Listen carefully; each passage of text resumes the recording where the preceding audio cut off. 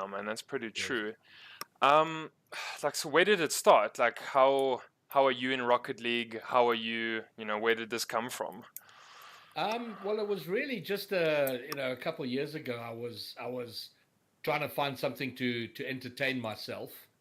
It was like, okay, well, I have downtime. Um, what can I do in that downtime? And I was kind of bored with TV and the series and whatever going on. So I was like, okay, let me try gaming. And because my I had a kid at that time, was probably he was about, holy moly, how old was he? In his early 20s. He'd been gaming for a long time and he was kind of obsessed with his gaming. So I was like, okay, let me try that. And I played a bunch of games and then I saw this Rocket League, tried it, and I got hooked. I don't know what it was about it, but it grabbed me. So, I mean, when was this now? What, two? No, you got like. Well, pretty much right after it came out. I think Rocket League came out in July or August of 2015, and I bought the game in August of 2015. So 4.5 years, nearly 5 years ago. Okay, and I mean, I think I heard, what do you have, 3,000 or 4,000 hours? I think it's quite a Yeah, lot. something like that. About 4,000 hours, somewhere north of 4,000 hours.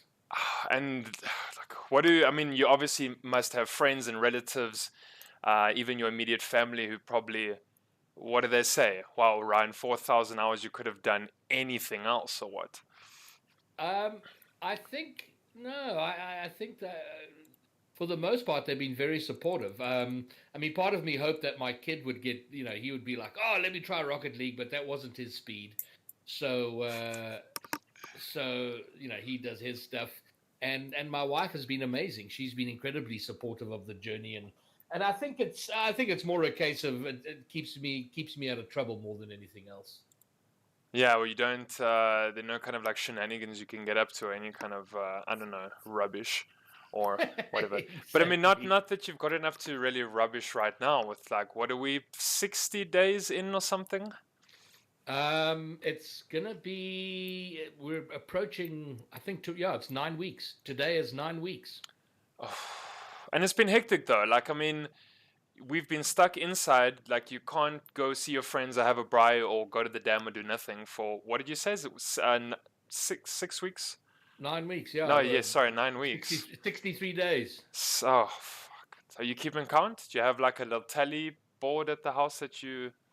No, I measure things in Rocket League, so I know there's been 10 ACGL tournaments, and it started the week before lockdown. That's completely. You know what? Like, what a nice, interesting way for you to actually measure the time that we've gone through by 10 ACGL events. I mean, shit. Yes. Fuck it. Every single week, every Wednesday night, religiously, man. You guys have put on such a stellar show with that whole business. Yeah, and it's exhausting, but a lot of fun. Um, but you guys are, when are you guys ending? Like, I think it's 11, 11:30. You did a quarter to 12 session with Michael Yeah, before. we seem to have gotten the timing down a little bit in that we're managing to get done at about 10:30, which is great. Yeah, I don't know. It is late. I think I saw a tweet the other day. Someone was asking for the second day of semis or finals. I don't know if Hammy wanted wanted it to, or at least, sorry, I think he wanted it to start at 6 o'clock, right? Yeah, We, so he was punting for it to start at 6 o'clock. yeah, I mean, I don't know. What do you think about that? Since you're the one doing the work, probably sounds good. Yeah, well, look, it's kind of interesting because I get the idea from on ACGL's part. It's a bit of an experiment to see if Rocket League has got legs, and I think it does. I mean, every week there's been north of 20 teams in there, and ideally that sort of thing would be run over 2 nights. But I think until there's money behind it, I don't know that that's going to happen. But I think that's the way it should go. We do 2 hours, we do a bunch of the rounds, and then we pick it up the next day for the semis or something like that. And I think that would be better because it is, the way it's structured now. The first team into the grand finals is waiting an hour for their opponents to play in the lower bracket and be determined. So, yeah. So, but I think once there's cash in it, then there can be a little bit more incentive to get people to commit to 2 nights. But I mean, they're quite big themselves. I think ACGL, they always have a weekly tournament that they're putting up, right? It's Clash Royale. I think it's COD. It's PUBG. It's PUBG Mobile. Whatever the case is, these guys aren't small fry, and I mean, I'm sure they can pick up the Debonair sponsor. They can get the Romans Pizza sponsor. I'm sure someone might look for. I'm not going to call it like free advertising, but Mm. right, there's definitely what is there. There's a space where you can get some eyeballs, on your business, so to speak. Isn't that just Yeah, how there's marketing works, I definitely a space suppose? for it. I don't know how. I mean, I don't know the setup at ACGL. I don't know how they run. I know almost nothing about them. But certainly my goal, whether it's ACGL or some other format, some other newly created tournament, I'd like to have something where there is a proper prize pool, a regular prize pool, something that can grow as participation and viewership of the tournament grows. Yeah, I mean, but I mean, it's nice because, they've given you, they, like some other TOs, they will stream and do production for themselves, right? They do Yeah. all their own behind the scenes stuff. So I mean, it's pretty cool that they give you, I suppose, the space to run your own channel and do the casting all straight to your platform. Yeah, it's kind of weird. I mean, I've been very surprised by their kind of lack of involvement in it. I had some one or two Discord conversations on the first week, and they sent me their logo, and then that's been it. There's been nothing else since then. So I just kind of do the thing. Um, but yeah, I mean, in their rules they do say that streaming the tournament is allowed. So under that, so they have pretty much a hands off approach to the whole thing. I think, I mean, they probably, I don't really, I obviously haven't looked deeply into them or know kind of how they let's say, advertise or brand themselves. But I mean, they sound pretty community driven or community based in that sense. Like, hey, Ryan, this is the details. Put up our little ACGL logo at the bottom, whatever the case is, and you can stream and go crazy. Maybe, I don't know if you get that feeling yourself. Um, honestly, Muzz, it's hard to know what my feeling is. There's been very little interaction. So I mean, I guess then they have a pretty hands off approach. Like I don't know if they like it being streamed, if they think it's a good thing, a bad thing, or they don't care one way. I honestly don't know, but certainly they haven't interfered in any way or made it complicated or difficult to do. Okay, so yeah, the double-edged sword there of not being too overly involved, but being absent enough that you could you could probably have the craziest stream on a Wednesday evening. No one would see it until it's like made the Twitter rounds like a week later, and then they come back. They come back and they look at the VOD. Deadedhorseborn, what the actual f is going on here? What did you do on this channel? Yeah, what the hell's going on? Yes. Because I mean, but you know what? It's great. You got the creative license.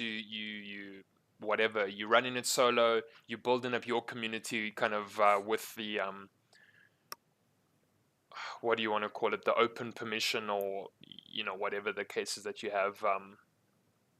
I mean, I'm sure 10 weeks ago you probably didn't have as many subscribers or as many eyeballs kind of on each stream beforehand.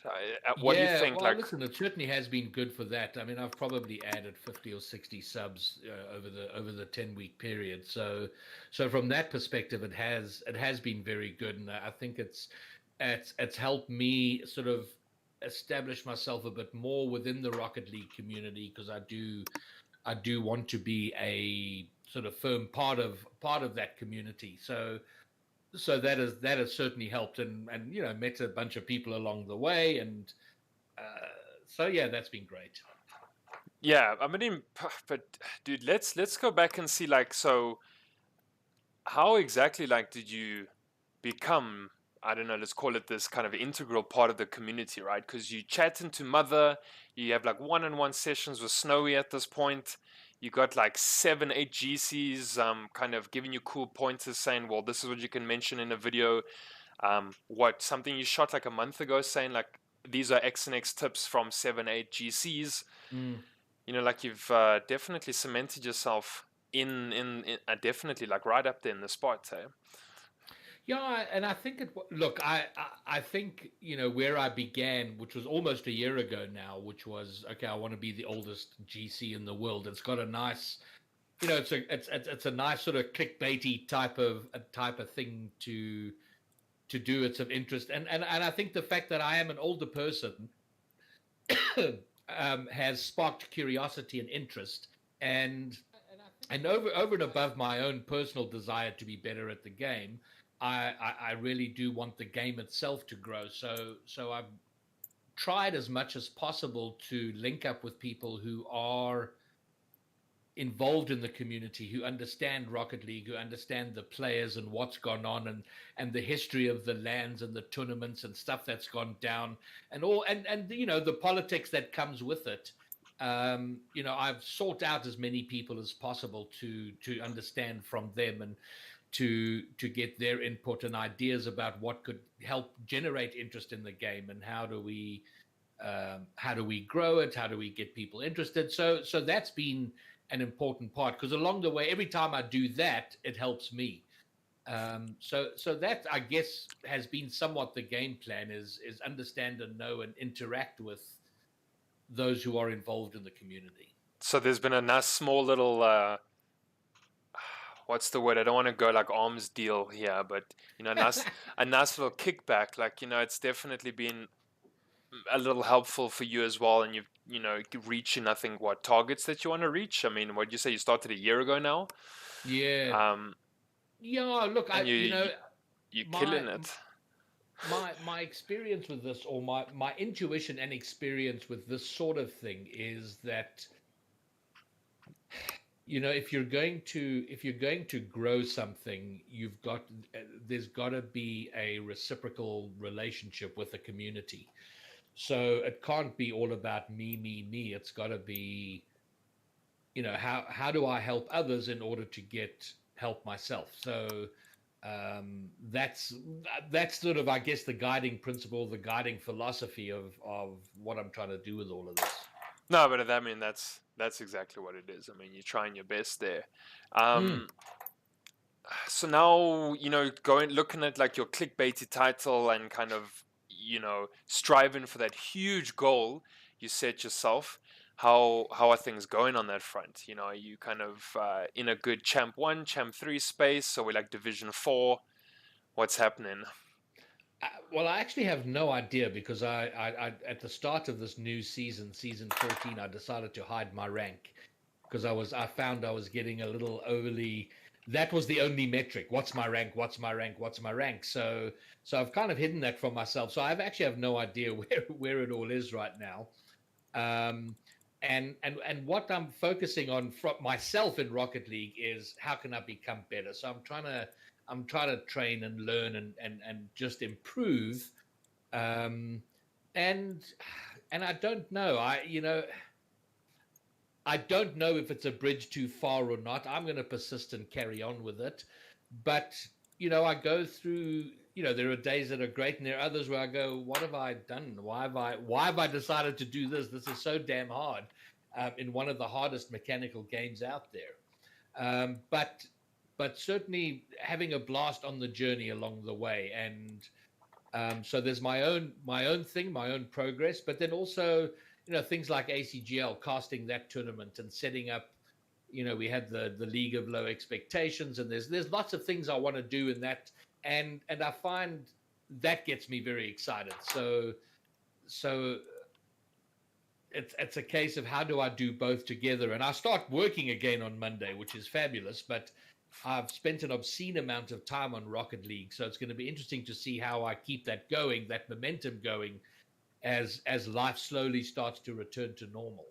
Yeah, sometimes I find when you get a nice big break. So there's a school holiday, there's Decembers, there's students who take big holidays, etc. And you see a lot of like these big time streamers and the guys that like build like these hectic communities are sometimes 21, 22 on a varsity break. They've got 2 months, etc. And they can start, or at least, Mm. I don't know, build off that. So like you've experienced now, um, I wouldn't really call it a break. I think you said you know haven't been working for the 8 or 9 weeks, so probably an unwanted break, I suppose. What would you call it?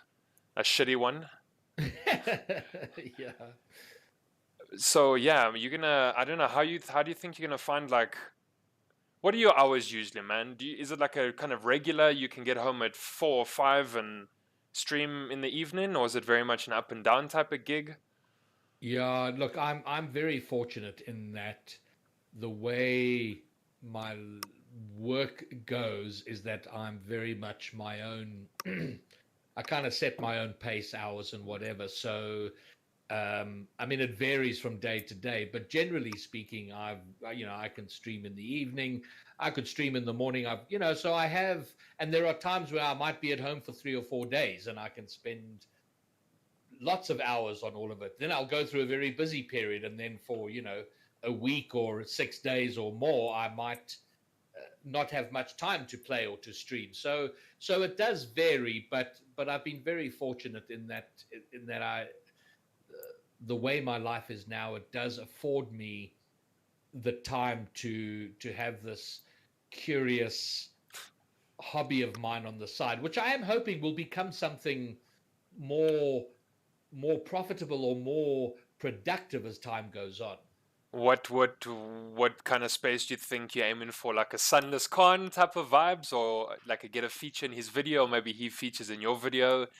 Yeah, Um, I think something like that. I mean, I know I'm kind of want it to be shaped as time goes on. I mean, if I look at all the other things I'm doing outside of playing Rocket League, like the casting and hosting tournaments and that sort of thing, none of that was originally part of my plan. That's something that's kind of just I've sort of fallen into that. So I'm kind of letting it think, I wanted to just grow organically or to expand organically, but I do know that it's going to need an audience. And at 400 odd subscribers that I've got now, it needs to be vastly greater than that. So how do I get to 1,000, 2,000, 10,000? And I know as that grows, so will my involvement in the community, so will the ideas, so will the the content creation and everything around it. yeah, I mean, it's quite a steep hill to climb, man. What you need, like, what is it, 1,000 subscribers with 4,000 hours, and then they will only start monetizing any videos that you put up onto YouTube. I think it is. Yeah, that's it. So that's the beginning of it. So I'm sort of almost halfway on the subscribers, and a little over halfway on the viewed hours. I think I'm at like 2,500. So and look, I knew this coming into this. When I started this a year ago, the in my mind it was at least a 2-year experiment. So I'm halfway through that. So let's see where it goes, and I'm gonna jump in and do what I can for the next year and then evaluate and go, okay, is this just a side hobby or can this become something? Yeah, I mean, I think it's you were telling me like what 3 or 4 days ago when I called you up for this. Like, I think the message both of us I think we're agreeing on there is consistency. Keep it Mm. going. Don't kind of be um how do you say unflinching or unwavering, like kind of keep hitting that live button, keep putting your content out there, Mm. and I guess what eventually you'll have that big break. We're talking about you hitting that big GC moment, and that's where the big freaking 1,000 views hit that one video in X amount of time. um but I mean, it is right, it's just kind of persistence and I think keeping on. But I think the thing that's often overlooked is that, if you decide that you want to be a game streamer or a YouTuber or a combination of both, whatever it is you decide to do, so many people will look at this and go, wow, that's the life, play games for a living. just stream games and have a grand time. But in truth, it becomes a job. And like a job, it requires work. So you gotta, there are days when I just do not feel like streaming, or I do not feel like creating content, That's and true. I'm like, but you got to do it. Just like you as a teacher, or someone as an accountant. There are days where you go, I'm just not feeling this, but you got to get over yourself, get out there, get your clothes on, and go and do the job. So, Get your so I clothes on. think the when it comes to things like YouTubing or streaming and setting that up, the Twitch, Mixer, YouTube, all of these platforms are littered with channels that went nowhere. People who had a dream and they jumped on, and in their first 10 streams they couldn't get past 6 views, and then got disheartened and gave it up. But all the guys who've succeeded, they've ground away at like almost nothing for a couple of years, and then it starts to grow, and then they have a break. Like we said, you produce one piece of content for whatever reason a viral piece of content, and it goes out there, and suddenly your channel jumps up by a couple of thousand subs. But it's a constant. It's constantly creating and putting yourself out there, and that can be hard, because it's only when you decide to have an opinion or start to create something and put it out there for people to see, you start getting, uh, people have opinions about it, and that can be hard, where it can be a little bit negative. Some people are very supportive, others not so much. And so you've got to figure out how to navigate all of that. And so I think I've learned a lot in the first year, but now in this next year is I want to, like, okay, start to get a little bit more focused and targeted. How quickly can I get to those 1,000 subs, 4,000 hours, and start to make something with this channel? So it's an ongoing experiment. And to go back to your earlier question, from a scheduled work point of view, I'm very fortunate in that I have a little bit of space to be able to attempt it. Yeah. Well, I mean, so like, what now? You said you're a conference speaker. You're a professional conference speaker. So does that kind of is that pretty much just that as someone hires you or needs you for that gig? Like, how would you genuinely pick up, that gig for that event? Well, okay, so I have a niche topic, or the thing that I talk about, which is really my area of interest, and what I talk about is how human relationships and human behavior is being shaped by technology, the role of technology in driving humanity forward. So, wherever that is a topic of interest, or wherever that comes up in a conference, I might be considered to be hired for that. So, and then also just as an MC, sometimes I'm not speaking to my topic. I'm just sort of being the program director, kind of energizing a conference, keeping it tied together, keeping it moving at a good pace with high energy.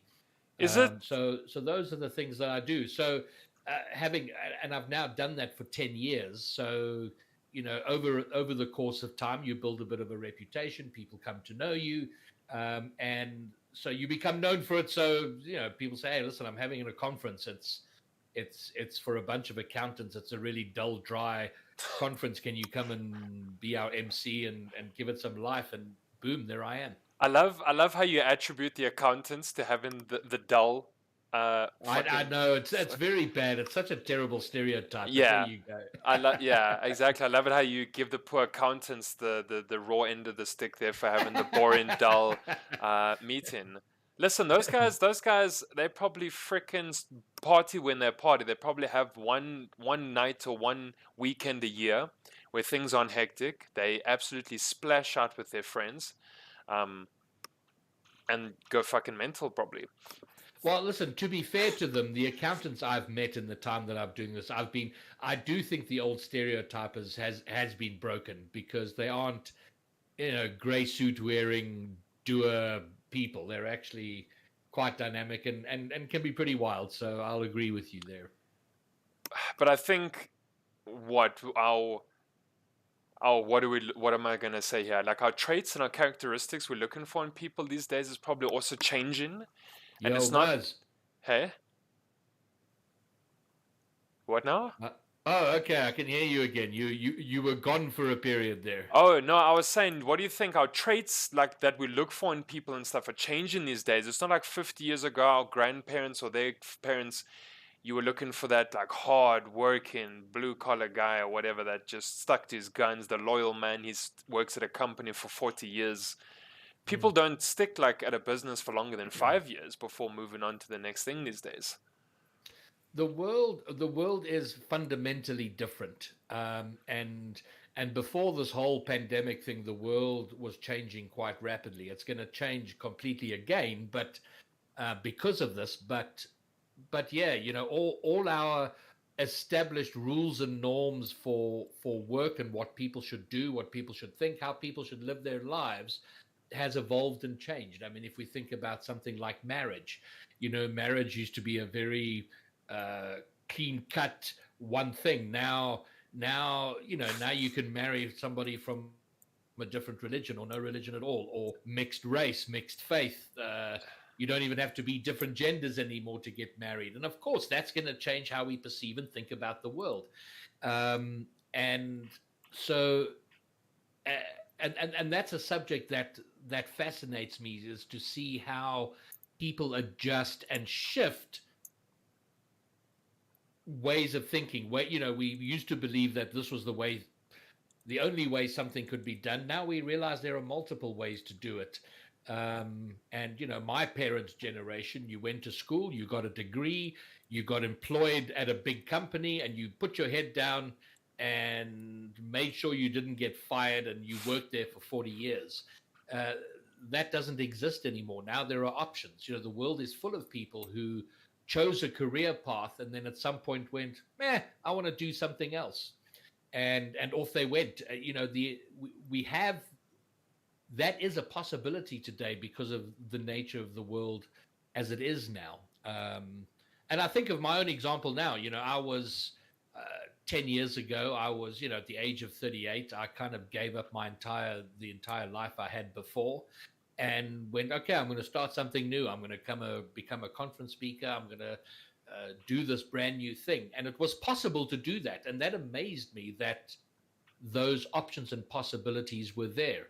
And then, if a year or two ago to go, what, I'm playing a game. Let me see if I can stream this game and make a thing of it. And off I went to do that. So there are so many options and possibilities, and that is an amazing thing. What do you think like about like a transferable talent or transferable skill?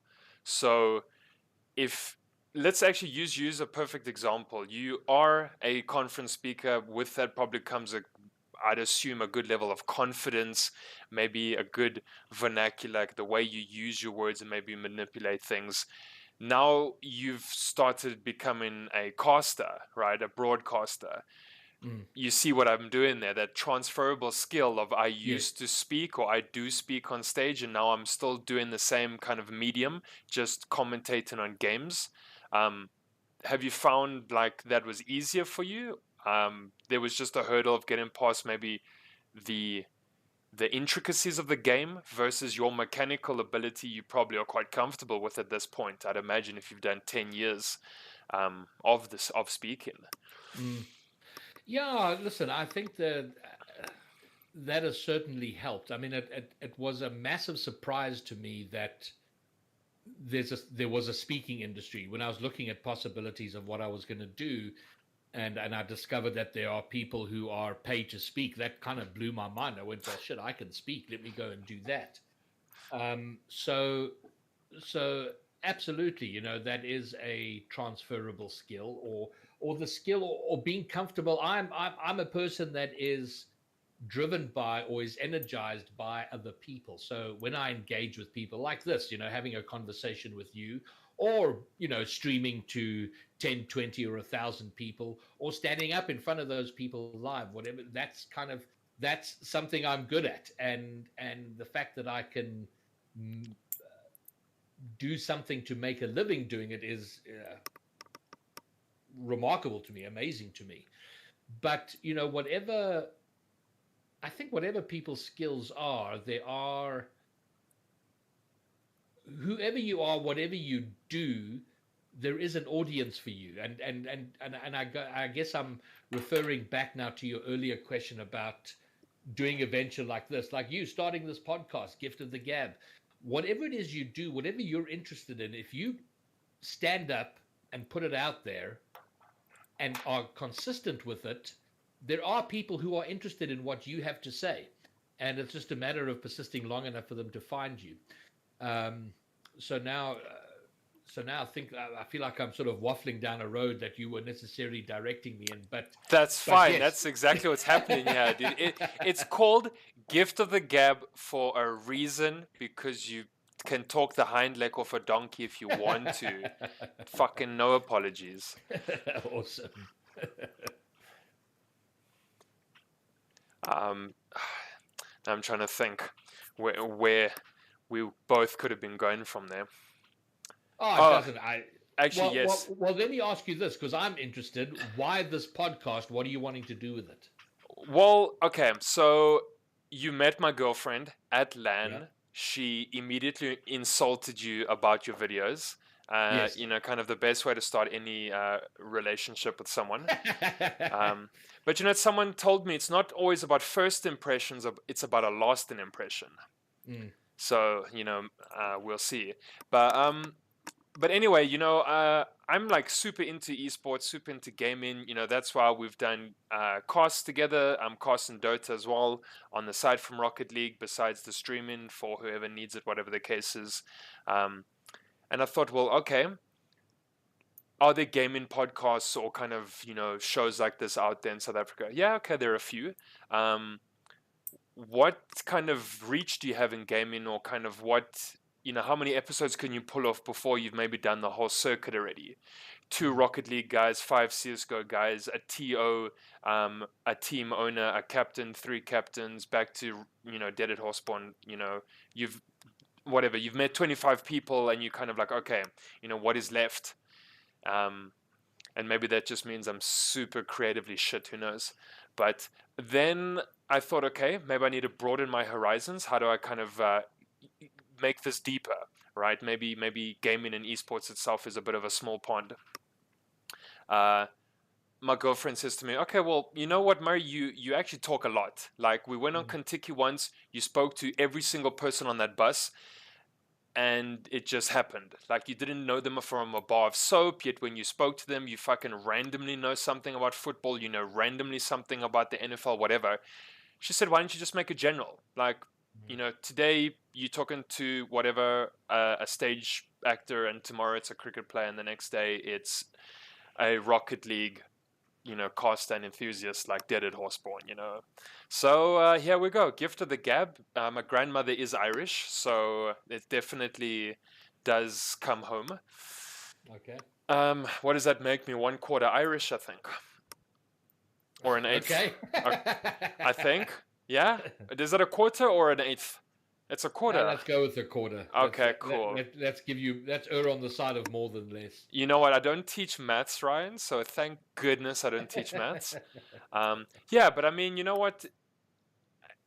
What I wanted to actually ask you before we got lost there is, so how does someone take a passion, or how does someone take their genuine intellectual curiosity and monetize that?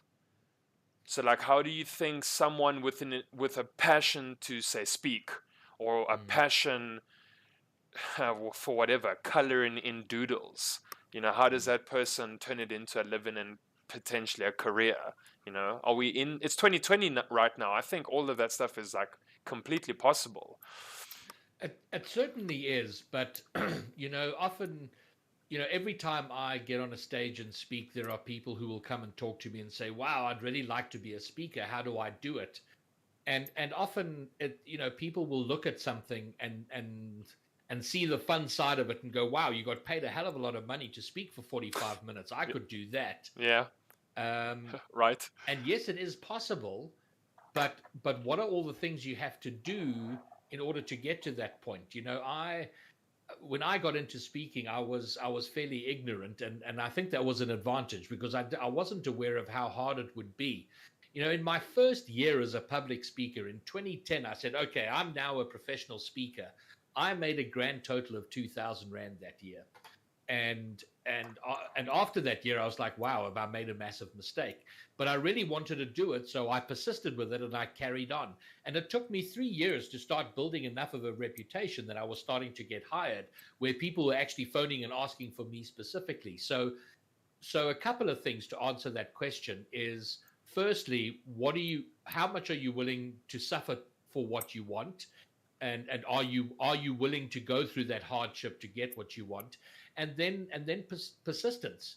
And the world is full of people who want to quit their job and follow their passion, but they don't do it, and then they retire at 65 having never gone to do the thing they want to do because they were too afraid along the way. And I don't want to knock that, because there are, if it's right for you, if it makes sense for you to stick with the job and carry on and earn the guaranteed paycheck, then do that.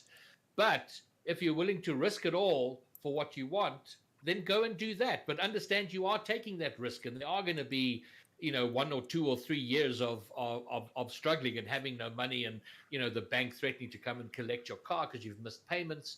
And if you're willing to endure that hardship, the rewards are great. So, and the reward for me in my instance has been, well, holy moly, I've been able to now spend a ridiculous amount of time on a game I love playing, a game that I really enjoy, and trying to make something of that while it pays me absolutely no money, probably for 2 or 3 years. So absolutely the possibilities are there, but don't be seduced by the idea that because the possibilities are there, it's going to be easy. Like the YouTube thing. Sure, in theory, you've got an audience of the entire world, but you know what? There is so much out there. Why should the world give a shit about watching you? So it's know and understand That's true. You're not just going to fall into it. It's going to be graft. You're going to have to do the things you have to do, but the possibilities absolutely are there. Being a game streamer didn't exist as an option 20 years ago. Oh, no Now chance. it does. Every there are 12-year-olds who are streaming and have much bigger audiences than I will ever have. That just wasn't an option. Listen, don't put yourself down to the 12-year-olds, please. Come on. Like, you have got 10 times the experience those kids have, and they wouldn't know if they got $1,000, $3,000 from like this hardcore endorsement, or they've been dropping subs and donors and stuff. Those kids wouldn't know what to do with that money at all. Jack shit. Probably blow it, spend it on friends and doing stupid stuff. And sure, maybe you're allowed to, right? They always say you get your first salary and you can fucking blow it, right? Like go ham, whatever. But there must be like some level of maturity. I think it needs to be those type of guys who can end a stream, say just a casual 2 or 3 hour stream, and have made $500, $700. Like, geez, but like you said, it wasn't a job 20 years ago. Now it's like you've heard of Ninja, probably in some way. Yeah. Mm-hmm. Dude, that guy is like, what, he's 27 or 28. So he's like still super young. He's actually, so he's maybe a year, 2 years younger than myself. And I mean, what, dude? He is pulling in these hundreds of $1,000 deals, even $1 million deals. He moved to Mixer, right? You brought up Mixer earlier. He moved to Mixer, which is Microsoft owned. Twitch is Amazon owned. What do you think that type of transfer deal goes for to get Twitch's biggest streamer to move to Mixer? Dude, we're talking like $1 million. And then I think that leads to expectations. For every Ninja or Dr. Disrespect or Shroud. Oh, listen to the name drops, Ryan. Yes. Oh no, I know. I'm trying to be with the cool kids, man. Like I know stuff. And you know what's the best part about that? Not one of them was a Rocket League player, man. It's the best part. But for every one of those, there are a million others who are just eking out a bit of an existence. If they're making any money at all from any of these platforms. And I think that's the key here, is understanding what your expectations are and being realistic and allowing it to just grow. I mean, none of those guys that have been mentioned and many others, I think, started this thinking they were going to be millionaires. I think they just wanted to have fun, and PewDiePie. Oh, I'm going to play games. I'm going to do the thing, and then suddenly, after some years of doing this, it blows up and it becomes huge, and they've had to learn lessons and become a little bit wise and smart about how they go about it. But for every massive name, there are at least a million others who aren't going to make it or who are going to make very little. So again, That's true. it's that balance. And you, I'll tell you what my advanced years, my maturity has given me is that while I'm very excited and passionate about what I'm doing, and I really thoroughly enjoy it, and I absolutely want to make something of it, I am not I'm not a prisoner to my own ambition, where I feel like I'm literally a prisoner to this massive goal I want to achieve. I'm okay with it kind of going, or blowing up, or somewhere in the middle. It's I'm quite okay with that, and willing to experience whatever this opportunity has to give me. Yeah, I mean that's true, but it's about being grateful, So kind of what you're saying is that you get these like awesome communities and be given like this great life, and some people are just real assholes about it, and like I expect you to sub to me for $4.99, and then other people are just super grateful, if you just rock up in their stream and say hello and kind of spend time with them in their stream. They're super grateful and they love it. Mm, And that's almost like seeing the difference between those people who are kind of like genuine and other yeah. people who are just like assholes and like, oh, I'm gonna milk you for everything you've got, like throw your money at me because you don't have to spend it somewhere else. I don't know, is that douchey or is that just me being a little naive? Or No, listen, and there are lots of those stories of people who are like that, who are a bit entitled and go, well, you're watching me, therefore you should be paying me. Um, and yeah, I think the ones that succeed, for the most part, seem to have something genuine to offer, or at least there is some sort of real engagement. But money changes people, and you're grinding along with 50 people watching your stream, and you're super pumped about that. And then you make a piece of content that goes massively viral, and you go from 50 people watching you to 3,000 people watching you, and suddenly you're making $2,000, $5,000, $10,000 in a stream. I don't think it takes long for you to get a warped sense of life, I think. And I think that's the struggle for particularly younger people, late teens or whatever, who find themselves in that position. It's got to be really hard. And how do you deal with that? I don't know. do you think it's scary? Because, like, okay, so you do work on stage, you do speak at conferences. Maybe, for you, a crowd of, okay, let me start here. What has been your biggest crowd that you've stood in front of? I think I've done 1,500. I think that was the biggest I've done. So, Okay, so generally, 1,500. yeah. Okay, so I mean, that's pretty good. Like, that's not bad. Like, that's a whole school, it's maybe a whole company, whatever the company might be.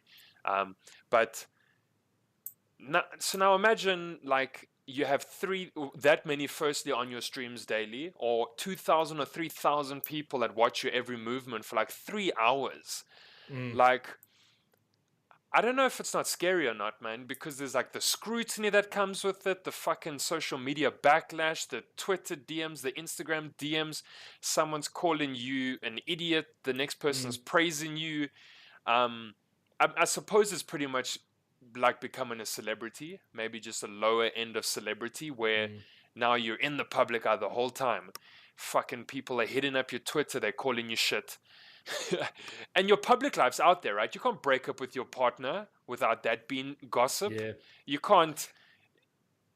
Oh, and I, all these streamers that say these stupid words online and then they get banned, right? mm. Oh, I didn't know I was live. Sorry, I didn't mean to say like the N word. Oh, damn. And it's all like these, and often I find, and I don't know, how much I can name drop here, but it always seems like it's some like American organization who's got like young 21-year-old members who've just hit it big and they're playing Fortnite and they fucking say very like derogatory things they know they shouldn't say, and then they get banned. Then they make some soppy video. Oh, I did it. No, I was online. Oh, bullshit, bullshit, bullshit. Firstly, Well, either one, it is bullshit. You shouldn't be conducting yourself like that because you pretty much are what you're a public figure now, aren't you? You kind mm, of have influence. These people online are called influencers, or mm, you. What was the point here? You either are a fucking dick and you needed to not say things, mm. or I don't know what's the flip side of that. Well, I think. Well, listen. I think I mean, the question was, is it scary? And it must be. And for the most part, I think the people are not prepared. Everyone thinks they want fame until they have it. Mm, We can't appreciate what it's like to live in the public eye in a broad sense, that's like true. Justin Bieber or Oh any my massive goodness. celebrity. Where everything you do, wherever you go, people are following you, people are clamoring for your attention, you're being photographed, and I've got no idea what that's like. In the quiet hours of the night, as I fantasize, I go, wow, can I imagine having 100,000 subscribers and 12,000 people watching the stream and engaging and interacting? That must be amazing. But will it be? I have no idea. I don't know. I mean, I've got 400 subscribers, and I'm doing a little dance if I'm peaking at 30 concurrent viewers. Um, so yeah, it's got to be an interesting shift. And for the most part, the people who attain that, I don't know that they're prepared for. I mean, we have heard so many. There are so many sad stories of people who cracked under the pressure. They turned to alcohol and drugs, or killed themselves, or lived miserable lives because they couldn't deal with the constant spotlight and the fame.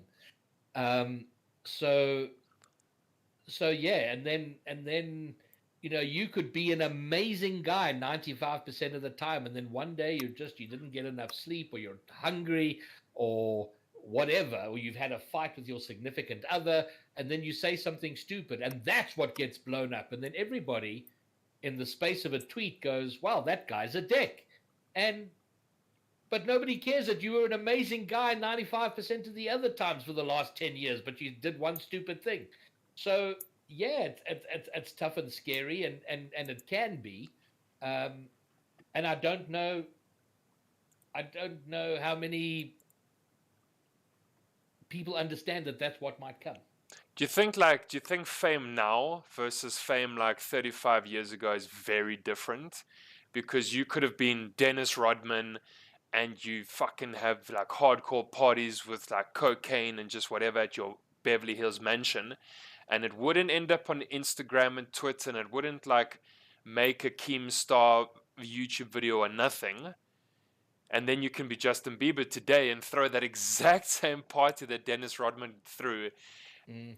and oh my goodness, the next day is a trending and it's out there. Dude, it's massively different, Yeah. there is no buffer between you and the public anymore. We document so much of our lives. We're taking video and photographs of everything going on, and also you're on social media, so people can speak to you directly. I can at you. I can at a celebrity and say you're a dick, or I hate you, or you're fat, or you're an asshole, or you You're a know, dick. you know. In the good old days, you got fan mail or hate mail, and then you had a bunch of staff that read that shit. You never got to see the bad stuff necessarily. So now that buffer doesn't exist. If you're out, if you have a massive party and you're snorting cocaine, that's on Instagram before you left the party. That's actually true. I think just like the instant nature of the age we are living in is both truly amazing and like truly scary, and you have to be Mm, so careful with what you're doing.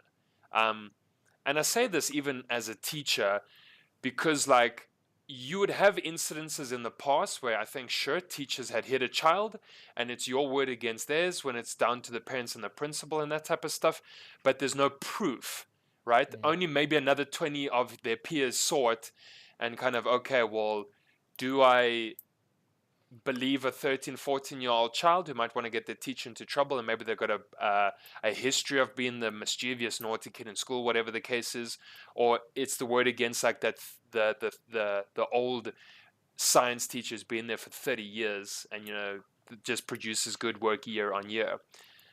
You never knew, I suppose, right? Maybe there was an investigation, your school governing body followed that up, whatever the case is. But it's so much easier these days. I whip out my phone as soon as it happens. These days you've been on Facebook. How hardcore those videos on Facebook? Punches, like people are getting thrown into desks, slapped around. Like holy shit, man! It's actually quite scary. Like Yeah, it kind of is what it is, and I think it's just a case of being aware of that, being wise to it, and living accordingly. And by and large, if you in public look to treat people well and be a good person, you should never have the problem. so what kind of like you can do it if you don't get caught or what? Not even. You know what? In these days there isn't the. It's okay if I don't get caught. If you're doing nasty stuff, and it might take a year, it might take 2 years, but eventually you're going to say the wrong thing to the wrong people, or you're going to do something that somebody videos that's going to get out there. As a life philosophy, don't be a dick, and you should, for the most part, be okay. But I mean, people like can dig up your history though. Like depending on how long you've been on a certain platform, you've got history, right? So like, what's your theory or point, or like, what's your opinion on like either disguising your social media handles, kind of keeping it clean? Do you think your employers, do you think they go do like social media checkups? Are they running through your Facebook and your Twitter feeds? And then Of course they are. I mean, social media, we do it now. You meet someone and you have a chat, and as soon as they've left, you're going to go check Facebook, Instagram, Snapchat, or TikTok. You want to go and see what this person's like. What sort of stuff do they post? What kind of person are they? It is just a fact of life. And the tough thing, and we've seen it now with the Miss South Africa, or the contestant who had to pull out because she had said something stupid 6 years ago when she was like 16 years old. So That's coming back to haunt them. So give us context here, Ryan. What happened there? Did someone drag it out of the mud from 6 years ago and say she has said something?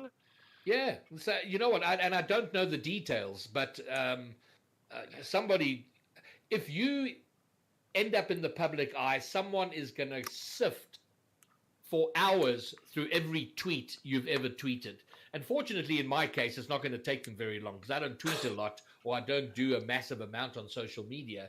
But 6 years ago, you were you thought you were being clever. You said something, and it didn't matter because you had 6 followers back then. Yeah. But now someone's going to take 6 hours to go through your Twitter timeline and find all the things you said. So that's pretty much what happened with her.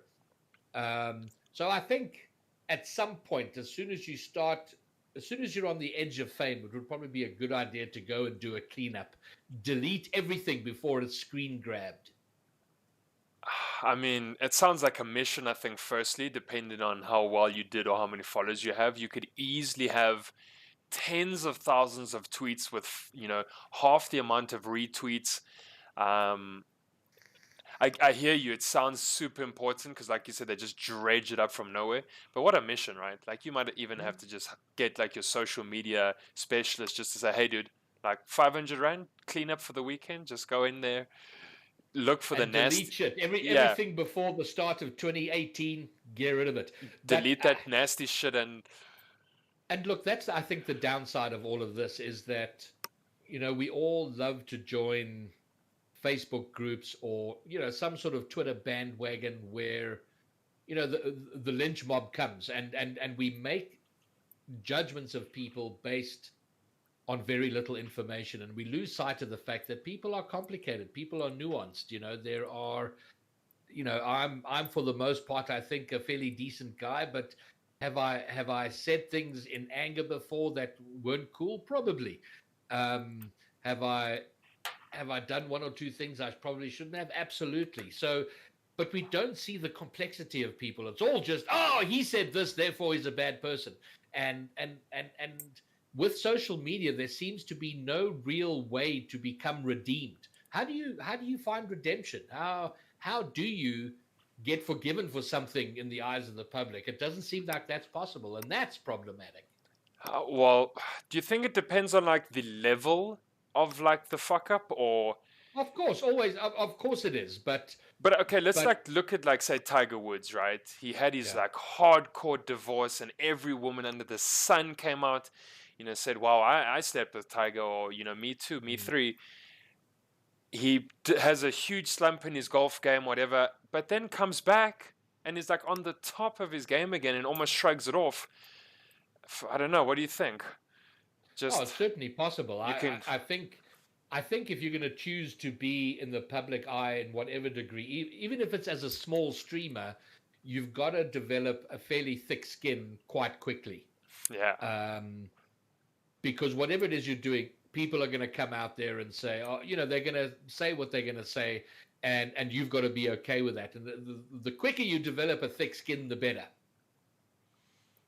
Yeah, I And if, mean, and if we've learned anything from social media, we know that what's viral today, people forget about it next week.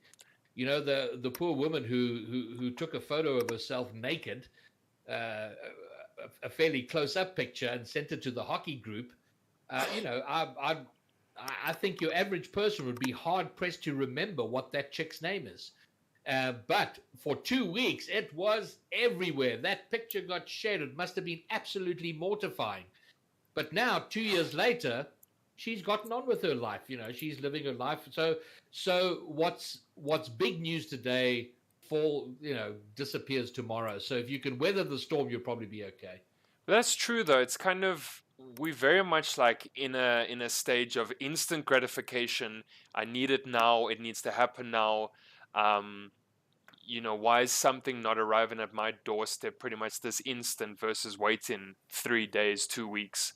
Um, it's great. I think like what's happening now is awesome, but like it's almost there's no turning back right now. We literally are in a snowball going forward at quite a pace, man. You look at Elon Musk and there's Tesla and there's SpaceX, and he's putting the car on the spaceship to the freaking moon. And I mean, so like you said now, like your niche is pretty much tech and us. What's your how are you feeling with the whole fourth industrial and stuff, man? Are you embracing it like an Mm. absolute trooper? Absolutely. There's For as long as there's been technology, people have been afraid of it. So you've got the people who push it, the evangelists, and then you've got those who are terrified of it and they think it's going to break the world. And it never does. For the most part, the world gets better. And so there is no stopping it because human knowledge, human science has gotten to the point where we're just building on this ever growing well of knowledge that we can only move forward. You can't turn off human curiosity. For as long as we've been around, we've wanted to go. We've said what's over that hill, and what's over the next hill, and then what's on the other side of the ocean. And when we navigated the entire planet, we looked at the stars and went, well, what's that? And that is the human spirit. That we want to know more. We want to go and explore and find out. And there's no quashing that. And as terrified as we may be on the one hand, it is with us. So we may as well embrace it and find opportunity for ourselves within it. And part of the reason I'm so pro that drive forward is that it allowed me to pursue something new and different, something that I wanted to do. And I was able to, at the age of 38, without a proper formal education, to be able to go and build a career and make a living from something that just wouldn't have been possible in a world of horse-drawn carriages. So what maybe let's look at this as enhancing the way you and I will cast better one day together. How about that? What was happening before the conference speaking? Like what were you doing kind of around South Africa or not in South Africa before you decided to go on this adventure of yours? Oh God, it's a bit of a complicated story, and it's the kind of story that leads to more questions than answers, I think. But suffice it to okay, you know what? I'll say this: I had spent my formative years, my well, up until the age of 38, I was pretty much enmeshed in a religious cult. And at the age of 38, I went, well, this is all bullshit. I need to go and do something else. And there you go.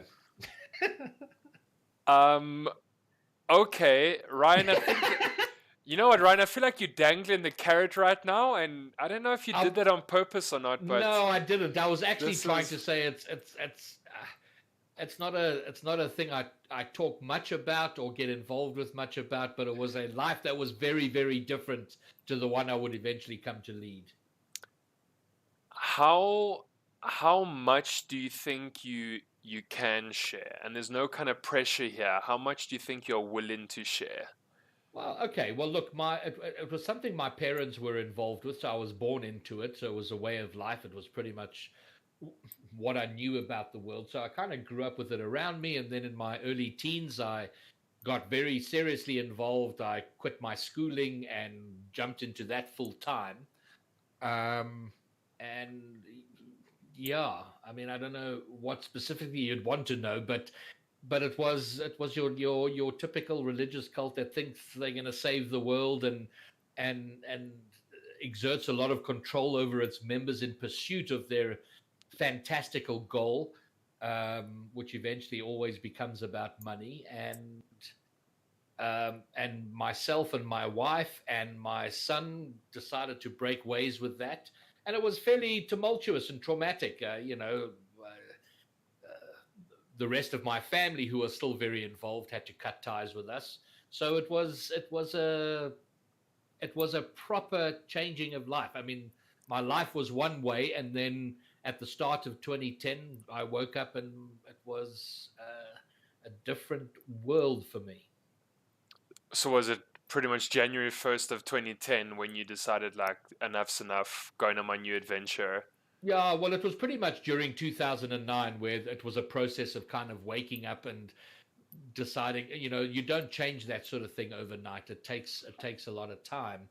But pretty much from around February 2010 was when we kind of made our break and started Are started these this new thing. are these like, I don't know, are these one of these groups where they sorry, I just laugh because it's funny what I'm gonna say, not that I'm being insensitive, but No, shoot.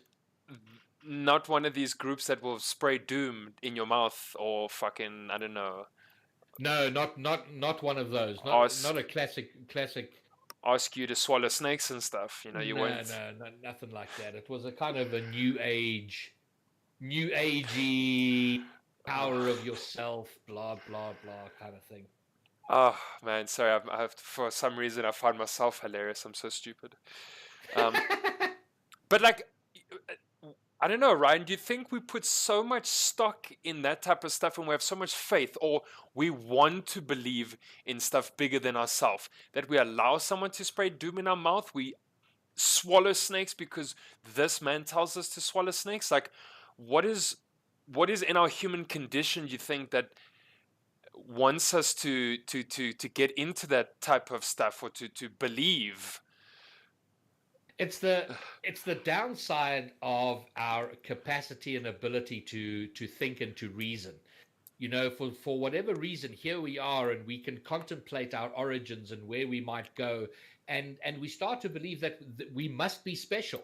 We must be um, something amazing. There has to be more than just eating, sex, and sleep. There's got to be greater meaning, greater purpose, because we're contemplating these things. We have the capacity to. So we then. And then when you take that combined with a hardship in life, if you're going through a tough relationship, or someone's died, or something hard is going on, we want to cling on to something that can make sense and give us meaning. And more often than not, we will cling to something stupid and ridiculous. I'm trying to think now. did it happen in the States? There was that man, he convinced what, like 50 to 60 to 70 people to all commit suicide together. They drank whatever they drank Kool-Aid. and they all had died together. Yeah, dude, that was 19. It was either 1979 or 1981. That was Jonestown, and that was, dude, it was 900 people. As much as that though, 900. Like, Yeah, 900 people drank poisoned Kool-Aid and died. you see, like, that's what I mean. Like, what was happening in 900 people's lives that they thought this was like a smashing idea? I mean, It's a gradual process, you know. It's hard. It's easy to make fun of people who are consumed by these things, but it's not a black and white, right, you know, overnight kind of thing. These things happen gradually. You know, you're going through a hard time. Someone says, "Hey, you know, read this, or we've got solutions for you," and you try something, and you get a lot of understanding and a lot of love, and it seems to help because it's something you can grasp onto. And then it's, you know, the next day it's, "Hey, well, come now for this meeting. Let's do this." And slowly, slowly, you get more and more involved until one day, you know, drinking poison Kool-Aid seems like a really good idea. You know, if I offered you poison Kool-Aid right now, you'd be like, "Are you out of your mind?" But if I wanted to end up with you drinking poison Kool-Aid, yeah, it might take me a year to slowly get you to that point. But if I focused on it and slowly roped you in, we could probably get you to that point, maybe. it's what is it called? Like, that syndrome you have where you kind of get used to your captors, and you kind of, your kidnappers are pretty much not like family at that point. It's, Yeah, Stockholm syndrome, yeah, where you start Stockholm to syndrome. identify with the kidnappers. Yeah, Yeah, I guess. absolutely, Yeah, so you absolutely. just get so, I suppose, involved, but also out of necessity, because like you said, you know, they offer you a hand, a shoulder to cry on, maybe a Mm. meal, maybe there's a job, and you just kind of get into that way of life because these people had your back when when your chips were down, right? Yes. Yeah, it's gradual and slow, and eventually, it over time, your more and more of your identity becomes attached to it, and then it's hard to break away from it. Is it? Is some of it like nefarious? Like, I mean, do you think some people prey on the weak or look Absolutely, for without question. vulnerable people? Yeah, without question. Almost speak to 90% of people who get involved in groups like this, and they will tell you. I mean, there are certain exceptions. In my case, I was born into it, so I was raised with it, so it just what it seemed normal to me. But people who later in life get involved, almost one for one, they were going through something and needed an answer, whether it was relationships or struggle at work or someone passed away or a debilitating shyness or something they were struggling with, and someone offered them a solution. And so it is always preying on somebody's weakness for another agenda. You know, you want to rope them in, you want to get them involved with you or following your way of life or whatever the case is. And one for one, every religion, every cult, they all think they've got the only answer. They're the ones that are going to save the world. They're the ones with the solution to it. And you know, the details may differ, and I think it is nefarious. There are some not cool people who are benefiting and profiting from this sort of thing. These not cool people. Um, but I think, so what, like churches I think are tax exempt, right? They don't pay tax on Correct. anything that they kind of receive. I suppose tithings and stuff then on tax, that they're probably seen as what, donations, or I suppose of some sort. Yes. But I mean, some of these guys overseas are like ridiculously wealthy, man, and they like work in mega churches where the churches own Lear jets, and they brag how they can buy the fourth jet for the church. Does that seem overboard to you, dude? Like, I don't know, man. Absolutely. It It's doesn't. ridiculous. It is absolutely ridiculous, particularly the US. I mean, the things these guys get away with, you know, where they're preaching that prosperity gospel. If you give me $1, it'll come back to you tenfold, which is complete crap. And it's no, it's madness. You just can't believe that it's allowed. And yeah, they don't pay tax. because like I feel like almost, I don't know, maybe in my ignorance here, the humble beginnings you think religion comes from, and you could teach it under a tree and it would be fine, and that's enough. Going from there, right? Like riding in on your donkey to to riding in your Learjet, man. Your Yeah. Learjet, like whatever 40-seater, you can cross whatever continent you want probably, and have I don't know what they do. I'm not going to say and they have a jewel, because maybe they don't.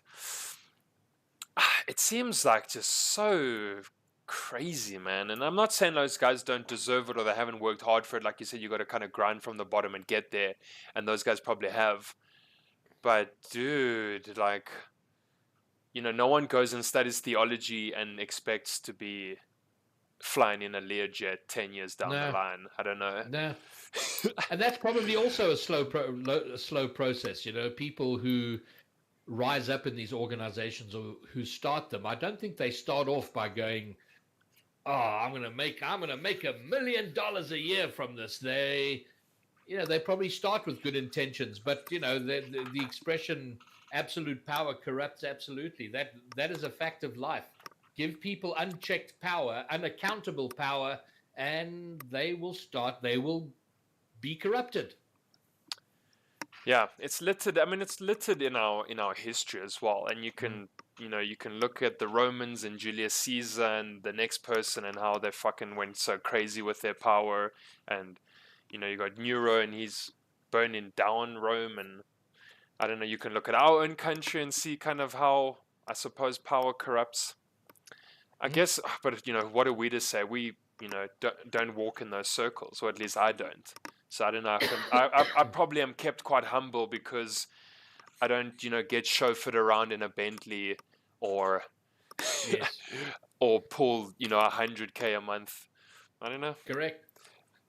Like you were saying And earlier, that's maybe and that's that. and that ain't a bad thing. I mean, I don't know what I'm going to be like if suddenly my channel blows up and I'm making $100,000 a month. Who knows? Who knows what an asshole I might become? Well, as long as you are still casting and still doing humble ACGL Wednesday evenings and stuff, then we're not gonna care, man. We're gonna be like, fuck it. Yes, there's Deadedhorseborn.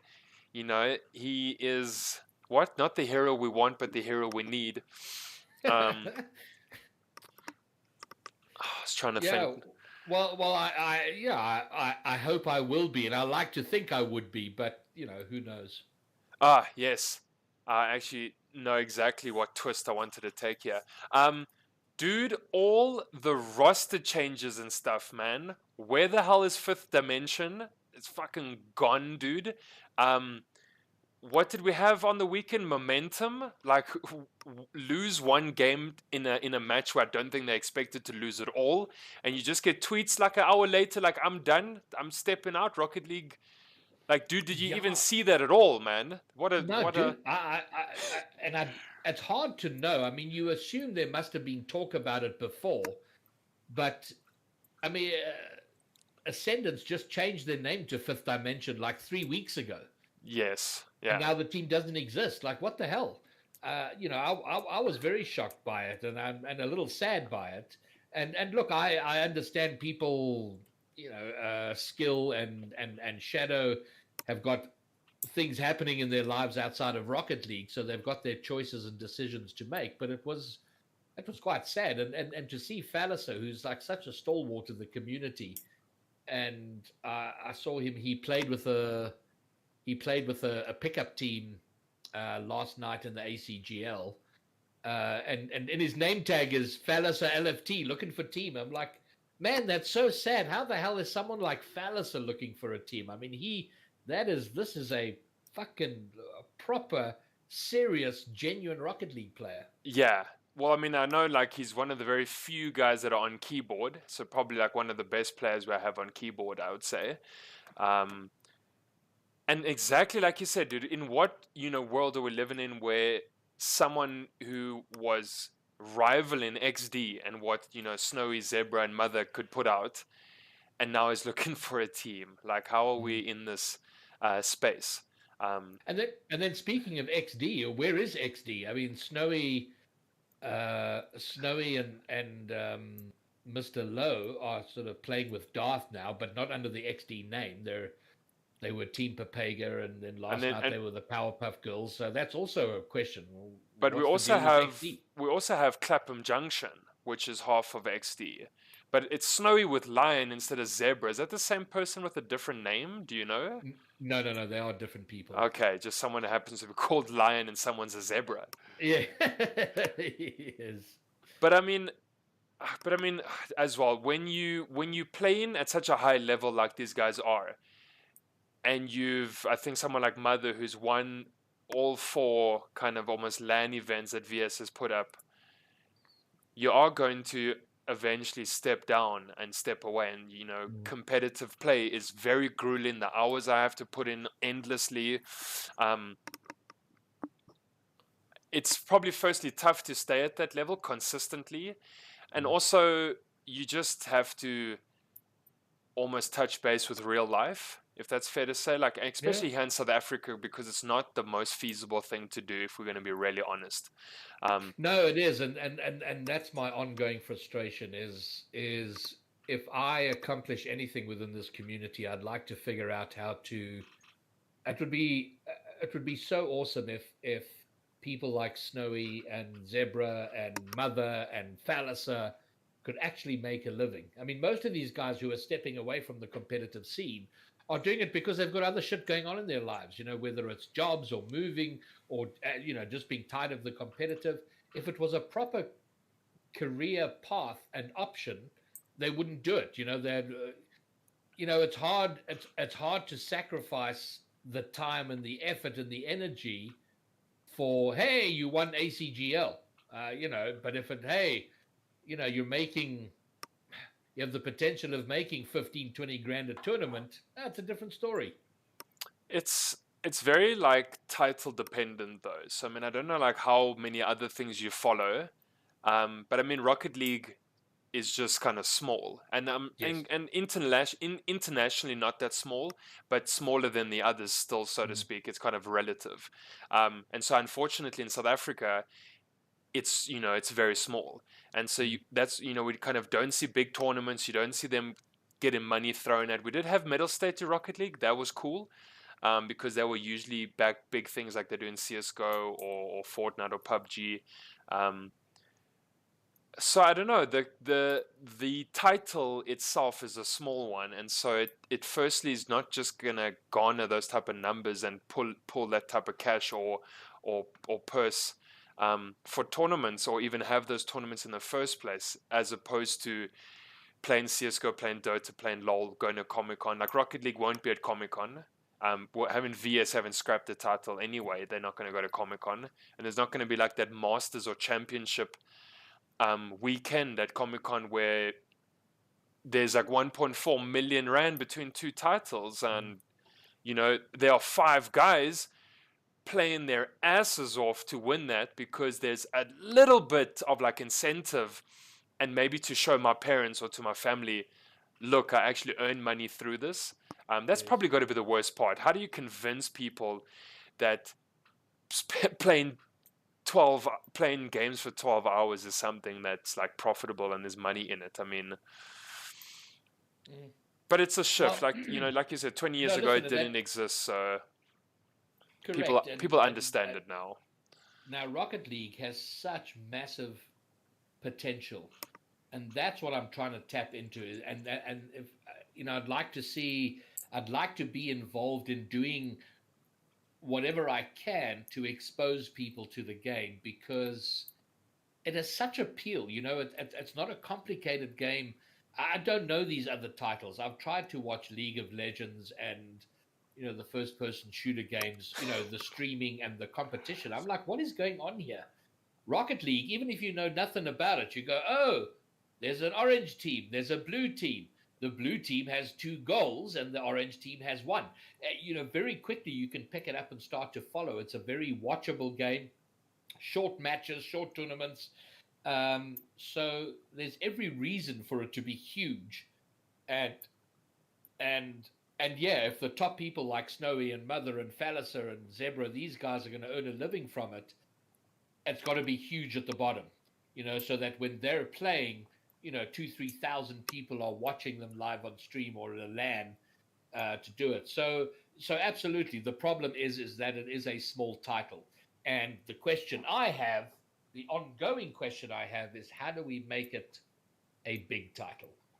Do you have like one or two solutions that you've kind of racked your brain before? You've maybe privately spoken to some of these other guys and you feel maybe how to get on that road to Yeah, get in listen, there, or I've had conversations with a lot of people about this, and certainly we don't have solutions at this point. The one thing that keeps coming up is Rocket League being free to play. And there's been rumors for years about Rocket League going free to play as it is in China. And I think that'll be a massive help. If it becomes free to play, then a lot more people will try it out and get a little bit more hooked. It's not an expensive game, but still $220 is $220. So that's one side of it. If Rocket League takes that with Epic Games behind them, that would be really, really helpful.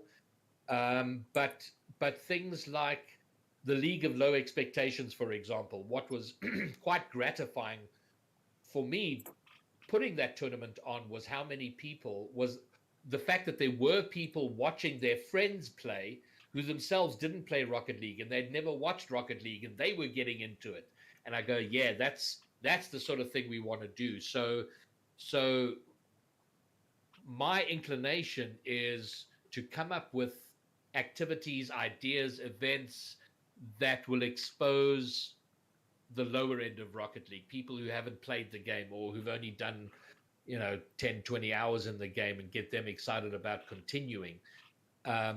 While at the top, figuring out how do we get a top sponsor to chuck in 50 grand for a tournament. So those are generally speaking the ideas I've discussed, but we are where we are and we keep trying. I think like that free to play that you mentioned, that's pretty important because a lot of these other big titles are free. You just go into Steam and you can download them and you have them. So maybe 200 rand, it's a deterrent to some. Maybe it's just the very quick answer of between yes and no when you see that price tag. So yeah, free to play, there could be something to it. I'm sure they're going to make enough money through in-game purchases with blueprints and crates and that Yeah. type of stuff, and you probably would still do okay if your game was free. Maybe I mean you would make a little less than physically selling the game like they do, but I think they could do okay. And I mean, going back to what you said about it being easy to watch and not complicated, that there's so much truth in that anyone could look at a game of Rocket League and be like, okay, this is firstly quick. It's only 5 minute games in a best of five potentially. Um, it looks like soccer, which is cool, but it's on little RC cars. There definitely like is a big appeal to it, but yet these other titles are still just like absolutely dwarf it with their complexity and with all the nuances that come with them. Um, it's probably still just it's quite a steep hill to climb, I'd imagine. But the way you just painted it there, like yeah, like any Tom, Dick, and Harry could walk off the street, they could see a big screen of Rocket League and be like, yeah, this looks cool. What's Yeah. happening? Um, No, it's very accessible from that point of view. So, and if it does go free to play, well, oh shit, we can do a whole bunch of things to get some interest in it. yeah, I think the interest is top down and it's bottom up and it's at grassroots and it's at the top. It's everything because like XD, for example, they have invested in a Rocket League team, and in turn, Pirates have got their esports kind of badge on the XD players as well. So there's definitely that interest coming from big people, which is cool. Um, but it kind of stops there. Don't Yes. know what other orgs at all have Rocket League teams. Everyone else is very much independent, except for the guys at Atomic. Yes. So I don't know. Like what? I mean, there are no other orgs. I think that's about it. No, Like I think that is a problem. there's That is a no. problem, and it is. The bigger the title becomes, the more interested other organizations become in getting involved with the game. because So they want return on interest. That's why, if yes, there's not a single tournament that has a cash purse where my players can get 20,000 rand and me the 5% that I'm owed, they don't really they don't get into it. yes, That's kind of just as simple as it is, because why would your Goliaths and XDs and Sinister Fives, I suppose, want to jump into a title that's very quiet on the local scene, and especially when VS says, "Well, we're going to drop the title with Overwatch," and I think FIFA or something else they dropped, and yes, that just sends out vibes. That's just like, okay, yeah, well, absolutely. the biggest people in the country that kind of run our tournaments and put leagues together doesn't want this title. What does that say to us? Um, it's actually so tough because it's a cool game. I mean, I'm really bad at it, but it's such a fun game. Yes. No, listen, what we have going for us is that there are people who play it. There are people who are passionate about it. So that's a base. That's somewhere to start. So let's start with that, and grow. Yeah, I mean, I think, yeah, that's where you have to. That's definitely where you have to go. You have to keep having your Snows and Phalluses and Deadedhorseborns pushing people and starting new scenes and casting ACGL every single week and just running with it, man. Yes, there was such a busy schedule at a point where it was ACGL, Momentum, Metal State, and I think Raven Mad Gamers. Yes. There was definitely like a month of like just hardcore intense Rocket League where it was going, and obviously, which is just good, right? It's good for us. But what I noticed, I think, when I first came on the scene, it was like a two-horse race. You had Yes. XD, and then I think it was Ascendance, or when they were playing for Sirius. Um, Yes. that was it. I think that might be a deterrent in this game, is that if only two teams are expected to win and do well at most of the competitions, how do I start in a team? Where's my like encouragement or my will to kind of go on? Yes. Well, look, I Um, think that is changing, and I think there are some hungry teams coming up. Who are like Atomic. I think they're quite hungry to show what they can do against the big teams. yeah. Ah, but now, yeah, you got Mother retiring, you got kind of Snowy messing around with Mr. Lowe and Zebra and Lion on and off. And what I mean, Ascendance was so close to beating them, but now obviously having their own issues. They either are very much going to be stuck at number one for a long time, or at least a little longer, with not much competition, or like you said, these hungry guys that are like on the fringes are going to start taking games off of them, Yes. which will be great. Um, and what ACGL pulls heavy numbers on a Wednesday. Aren't you guys fielding like 25 teams almost Yeah. weekly? I mean, I think our best was 29, but generally speaking, sort of 22 to 25. Yeah. So I mean, which is crazy for me, because if I think uh, to LAN at last year, you could get like 10 or 11 teams to LAN, but in the week you can get 25 teams. Like, where do all these extra teams come from? Yes. I mean, they're around. Yeah, they're around, but I mean, they're not. They need to play in more stuff, don't they? Like, they need to be doing more. I mean, Yes. you can't.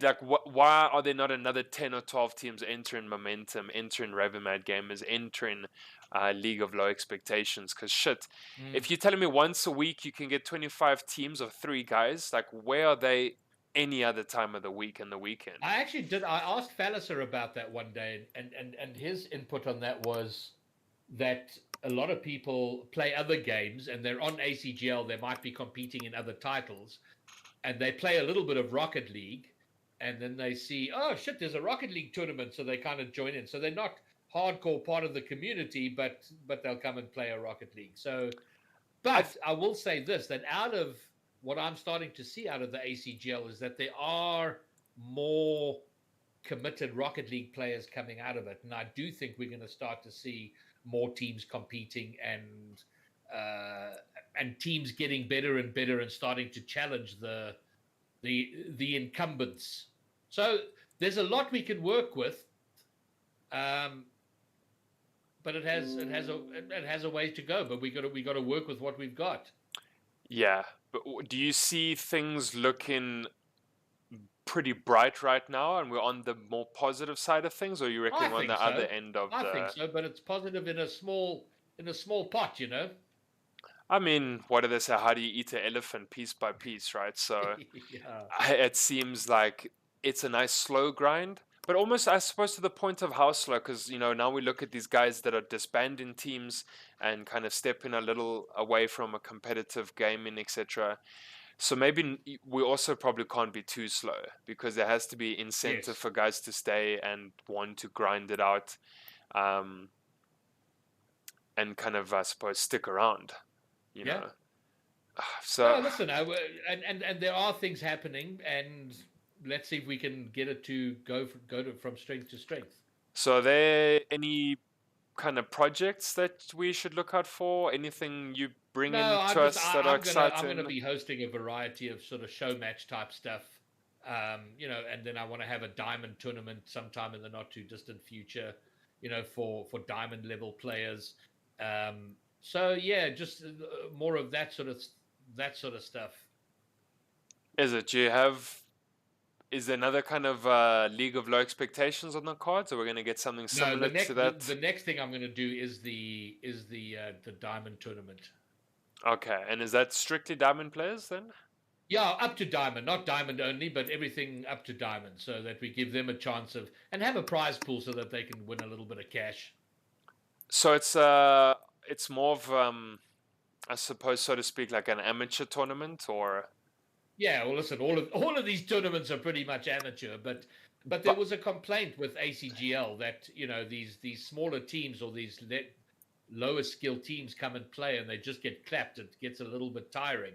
but Um, that's the thing, is that's also the so truth, is that yeah, so the idea was that's okay. Well, fine, then let's have a tournament where all the diamonds can come and challenge for supremacy. okay. I mean, so it's everything from bronze up to diamond then, hey?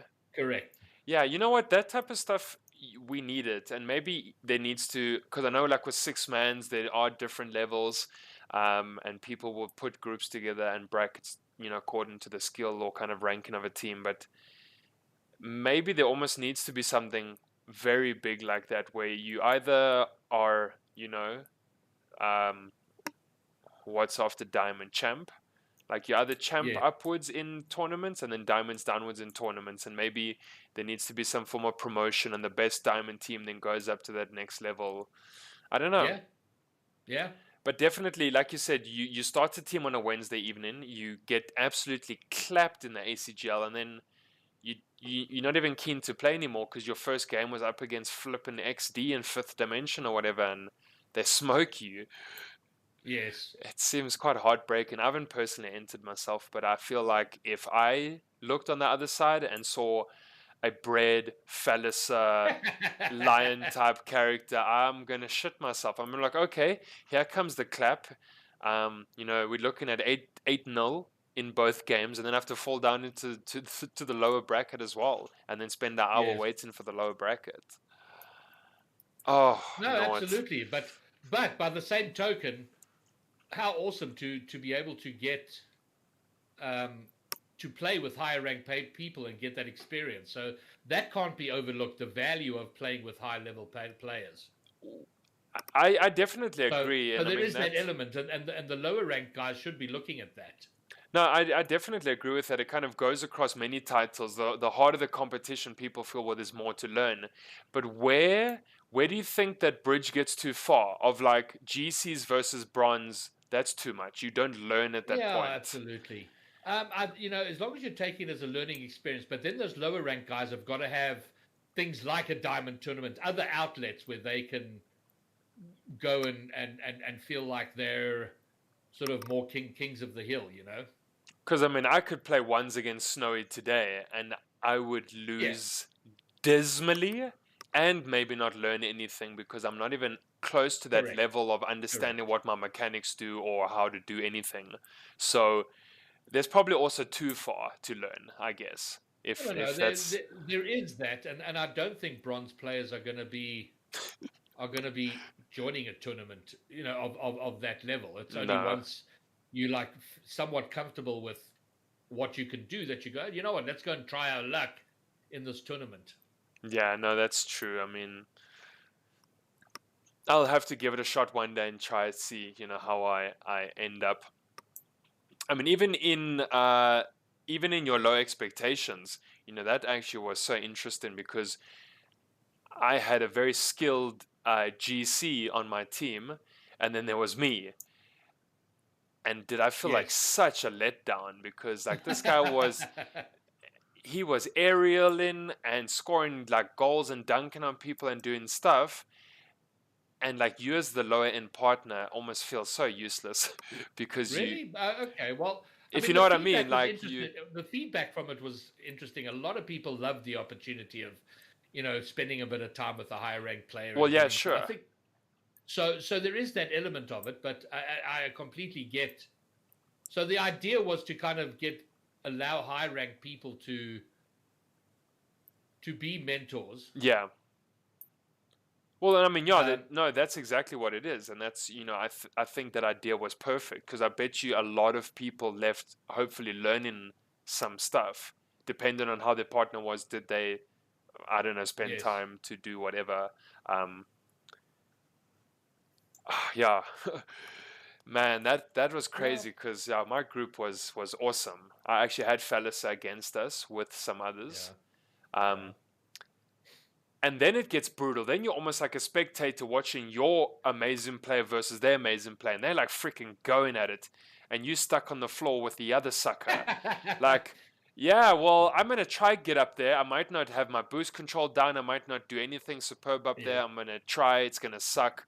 Um, will I score a goal? Maybe if they give me a nice, great pass that I can get to, hopefully. Um, it Look, and actually, there was always going to be a danger of that happening, yeah, no, but sure.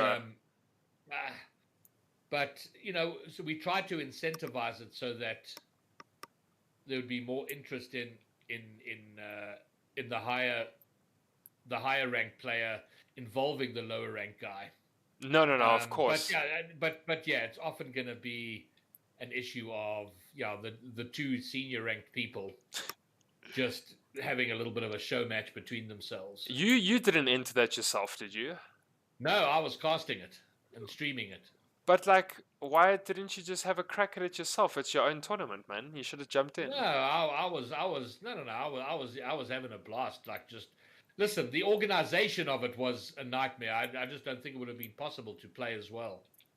I suppose that's true. Like, I suppose if no one else I was mean, behind the scenes managing for the thing you, was a nightmare. I remember you saying like just the admin alone was so Yeah, grueling. But you did have Zebra helping you with stuff, right? he I helped with think. team selections, kind of putting the teams together. Okay. Oh, shame. Yeah, So his and duties ended there. and he chucked some money into it. Okay, no, perfect. Okay, yeah. And you know what? We need those guys at the top to help with stuff like this that you did because that's also maybe how we get the hype and create some kind of whatever publicity.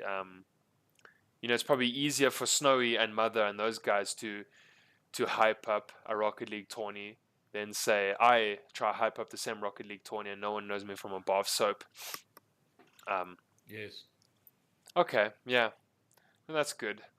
Well, yeah. Hopefully, we get into a good space. Maybe we get. I'm confident. The appeal of Rocket League is such that I really do think it'll grow. It'll get to the point, but we just got to be grinding away at it. Do you have like a next big team?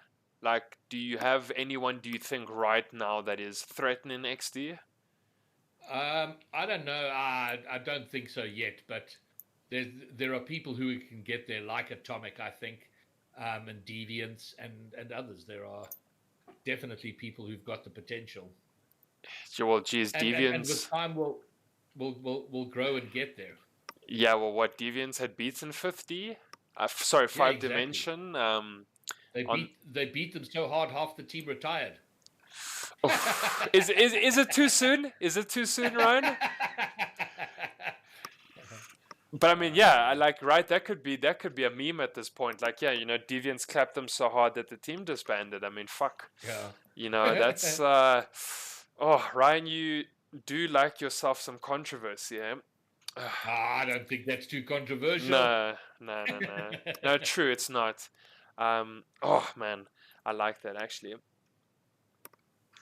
So Yeah, what we have the end of momentum season now that's actually over. We have correct. ACGL going weekly. So things I think are quietening down for a small spell. Yeah, but then there's Rabbits hosting a 2v2 tournament on Saturday, so be Okay. interesting to see how many people enter that. Okay, well there we go, guys. Get a plug there for Rabbit on his twos tournament on Saturday. Like coming now, Saturday. Yeah, day after tomorrow. Okay, perfect. Okay, that's cool. And obviously, what all skill levels and just as long as you have Yeah, a partner, all you open play to it. all ranked. Yeah, Oh my goodness. I might enter that actually. He's asked me to co-cast with him. Well, you see, why don't you enter that, dude? You know what? All the amount of time and hours and 90-day training you've done, dude. Fucking play some of the games, right? No, no, no. Listen, but I like the game as I play it. I feel like Um, test your I metal out there, man. yeah, but you know what? I don't want to be on the competitive scene. That's absolutely not one of my ambitions. But even like, I mean, it's a small twos tournament, right? I don't think it's gonna expose you. It's not the gateway drug to competitive No, no, no, Rocket no, no. League. I don't. It's just not what I like to do. Okay. Yeah. I suppose each to his own, right? Yeah, I yeah. just feel. No, no, I'm very comfortable with what I'm doing within the community and my lonely ranked grind. When Don't for you?